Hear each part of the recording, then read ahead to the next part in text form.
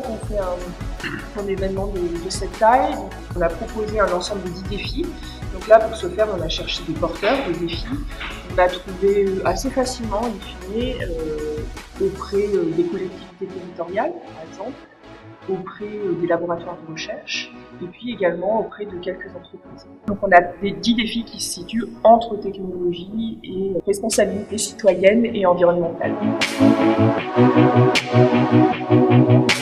L'idée, bien sûr, c'est une première édition et on aimerait que la suite on puisse chaque année renouveler cette édition et puis en faire un événement qui soit fédérateur auprès des différents protagonistes qui se trouvent autour de l'université, entreprises, les collectivités territoriales, les associations aussi ont un réel intérêt pour travailler sur de nouvelles idées qui leur permettent d'avancer de leur côté. Les étudiants en fait, qui recherchent à travers ce type d'événement, c'est surtout une expérience nouvelle en termes d'apprentissage, c'est-à-dire qu'ils exercent des compétences qu'ils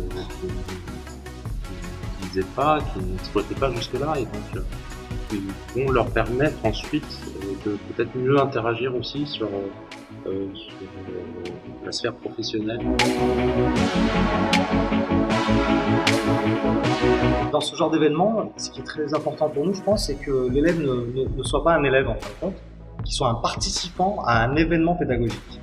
Donc on va amener les participants à sortir de cette posture d'élève, puisqu'on va leur proposer un schéma de travail, un investissement qui sera assez différent de la posture de l'élève, une posture qui sera beaucoup plus dynamique.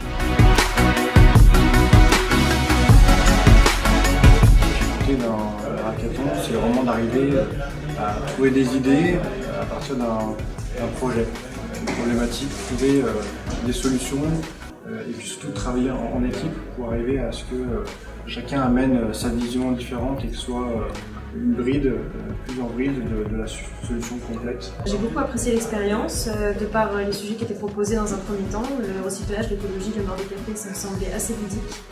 Le potentiel de pouvoir se mixer avec d'autres filières et d'autres personnes qui ont d'autres façons de penser que la mienne aussi, c'est très enrichissant. Et on a été extrêmement bien encadrés. On avait un facilitateur qui était extrêmement pédagogue et qui nous a donné extrêmement confiance en nous, beaucoup d'outils pour qu'on puisse répondre aux problématiques. Donc je suis sortie vraiment enrichie et ça m'a vraiment donné envie de savoir si le projet allait aboutir au moins en partie à ce qu'on avait réfléchi.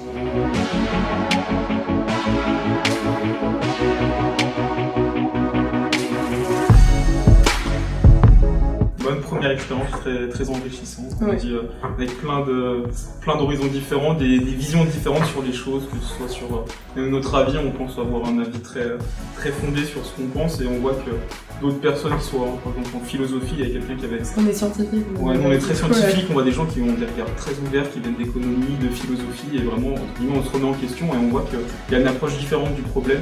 Justement, je trouve que c'est très intéressant d'avoir tous les avis et surtout tous les points de vue. J'ai adoré. Ouais, en vrai c'était intéressant et ouais, vraiment pourquoi pas s'il y en a d'autres, ouais, clairement. Hein.